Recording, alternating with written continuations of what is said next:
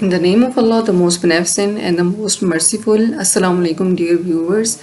Here I am with chapter 5, which starts from Thursday afternoon. We were discussing chapter 4 in the previous video, which was in the Thursday morning in the library.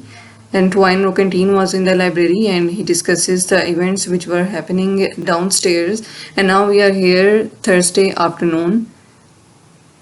He discusses in his writing that M.D. Rollibone was quite ugly. M.D. Rollibone was a historical figure. He was interested in the details in the life history of M.D. Rollibone. That's why he is reading all the documents and newspapers, novels, books, all the books that were written on him. He is interested in knowing the details about M.D. Rollibone. He finds out that Queen Mary Antoine called him her dear Abe, and it is quite an amusing word for us. But Antoine Roquetine also relates himself to Dear A because whenever he looks himself in a mirror, he compares himself with M. Rollibone because he is quite impressed by his personality, and he says that M. Rollibone was even ugly, but he also have quite affairs.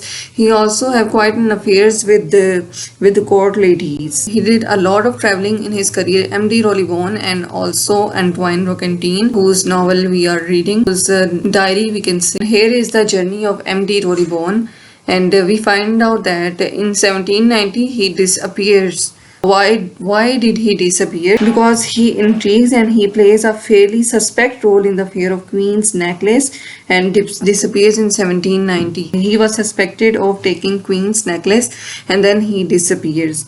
And after that, he turns up again in Russia where he attempts to assassinate Paul I. It is quite important to know that who was involved in the assassination of Paul I. M.D. Rollibone was also interested to know that whether Antoine Roquentine was involved in the assassination of Paul I or not. And then we find out that in 1813 he returns to Paris. He travels to farthest countries, for example the Indies, China, Turkestan. He also smuggles spice. In 1816 he becomes all powerful. Why he became all powerful? Because he was sole confidant of the Duchess d'Angoulême. She was an old woman, but she was obsessed with her childhood memories. And M.D. Rollibone sees at this lady, she smiles and grows very calm.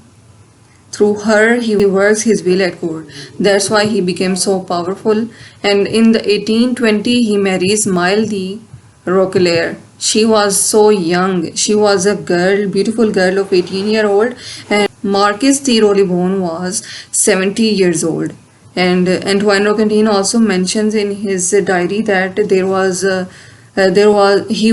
the apogee of his life. Like it was like 70 was apex of anyone's age. He was quite old and his wife was quite young. There is a difference between their ages.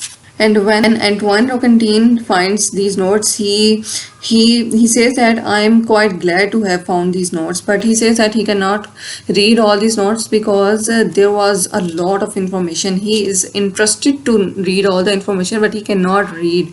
And he is also passionate about writing articles, documents, or books. Antoine Roquentine understands nothing about Rollibone. He also explains us that why he cannot understand anything because it was not a lack of documents or letters or fragments of memoirs. मतलब उसके पास सारी चीजें थी पढ़ने के लिए, but he does not understand anything. The thing which was lacking is consistency. There was not a consistency in writing, like a consistency in a sense that he reads an information about Marquis de Rollibone, like all the information were contradictory to both of the information. Like whenever he reads one information, that information was quite contradictory to the other information that he was reading on the next time.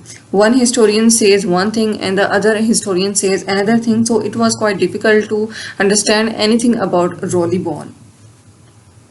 And he says that am I more scrupulous or less intelligent? या क्या इसका मतलब ये है कि क्या मैं बहुत ज़्यादा बेवकूफ़ हूँ या मैं कम इंटेलिजेंट हूँ कि मुझे समझ नहीं आ रही कि कौन सी बात सच्ची है और कौन सी बात झूठी है, क्योंकि एक हिस्टोरियंस काम तो एक ही इंफॉर्मेशन के लिए कर रहे थे, लेकिन इंफॉर्मेशन वो जो भी दे रहे थे वो کانٹراڈکٹری ٹائپ تھی, ایک انفارمیشن سے بالکل ڈفرینٹ انفارمیشن تھی. مارکس ڈی رولیبون نے ایک اور بھی کریئر کیا, وہ کون سا تھا, رائفل سپلائنگ کا بزنس کیا تھا. کافی زیادہ پڑھنے کے بعد ہی comes to know that there was an active part of مارکس ڈی رولیبون in the assassination of Paul one, کیونکہ اس نے مارکس ڈی رولیبون نے الیگزینڈر کو بیٹرے کیا تھا اور نیپولین کا فائدہ کرنے کے لیے الیگزینڈر کو بیٹرے کیا تھا. ایک اور بات بھی یہاں پر امپورٹنٹ نوٹ کرنے والی یہ ہے کہ اس کو he was accused of treason, مطلب کہ غداری کرنے پر اس کو جیل بھی بھیجا گیا, اور اس کو ٹرائل اپنی انوسینس کو پروو کرنے کے لیے اس کو ایک موقع بھی نہیں ملا, اور 5 سال کے بعد وہ مر بھی گیا.